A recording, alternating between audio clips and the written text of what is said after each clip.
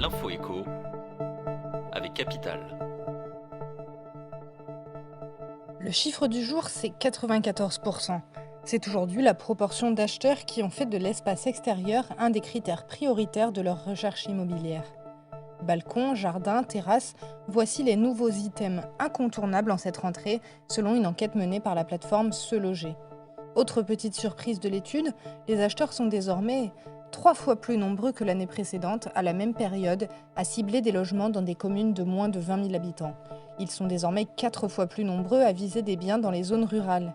Retrouvez sur capital.fr tous les nouveaux critères prioritaires des acheteurs en cette rentrée 2021. Le coup de gueule de Lidl a bien été entendu par la justice. Le hard discounter allemand a fait condamner Carrefour pour concurrence déloyale mercredi 1er septembre. Le cœur du litige, un spot télé pour du mobilier de jardin diffusé par l'enseigne d'Alexandre Bompard.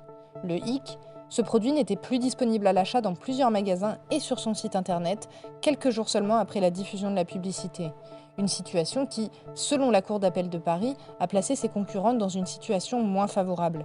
Lidl revient donc à égalité dans son différend avec Carrefour, quelques mois après avoir essuyé une lourde amende suite à une plainte d'Intermarché et de Carrefour.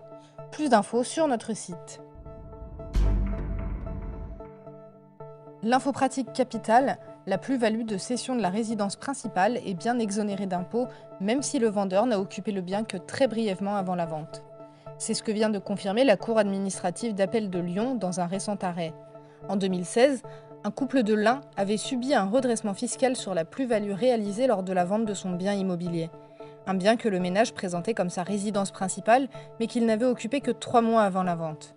Bercy avait alors remis en doute la qualification de résidence principale du logement.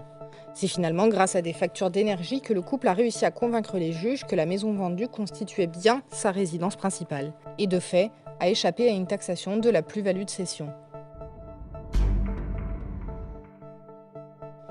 Et on termine par une troupe de petits malins aux techniques de marketing bien affûtées. Les gérants du concept store parisien Distance ont profité de la mise en place de la limitation de vitesse à 30 km/h dans une grande partie de la capitale pour diffuser une vidéo promotionnelle sur les réseaux sociaux. Dans celle-ci, des athlètes et des coureurs anonymes se mettent en scène en pleine nuit, tenus de course sur le dos, pour tenter de faire flasher les radars automatiques de la ville.